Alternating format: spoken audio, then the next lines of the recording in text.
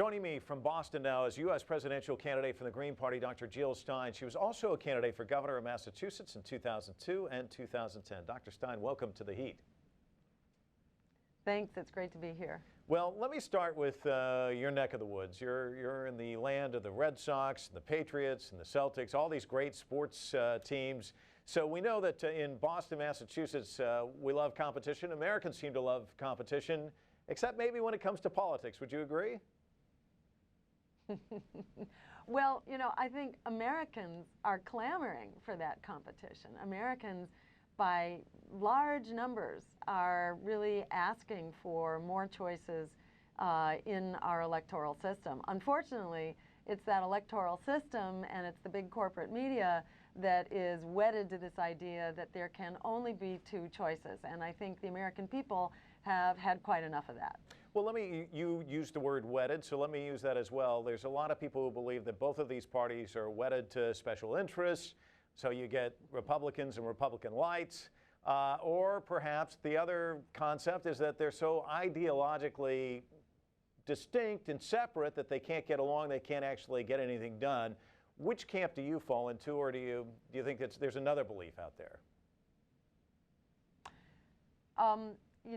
To my mind, the common denominator here is that both wings of the political establishment are bought and paid for by big corporate interests and by Wall Street. So those are the interests that are advanced. And though the two parties have different narratives, to look at their track record, they're actually quite the same. And under Democrats as under Republicans, we've continued to accelerate in the wrong direction. The American people continue to lose jobs, wages continue to decline. Millions have lost their homes already, millions more are on track. The cost of health care and higher education continues to skyrocket. We have an entire generation that are effectively indentured servants who are saddled by these student loans and don't have jobs that pay enough for the students to pay them back. Our civil liberties are under attack and the climate is in meltdown. To look at the policies of Barack Obama on most critical issues, he's actually embraced the policies of George Bush and in fact has even gone further. How do things change under a Stein presidency? Because if you come to Washington, somehow everything falls into place, you become the next president of the United States, which most people would say is unlikely. But if that were to happen, how could you come and govern when those are the two parties in power? I mean, you'd have to deal with them. Isn't that part of the problem? Exactly. It is exactly the core of the problem. And the fortunate thing is that the American people are begging to be brought into the equation, not only to have a meaningful vote in this election, but also to be able to have a meaningful voice in the daily workings of our country and of our democracy.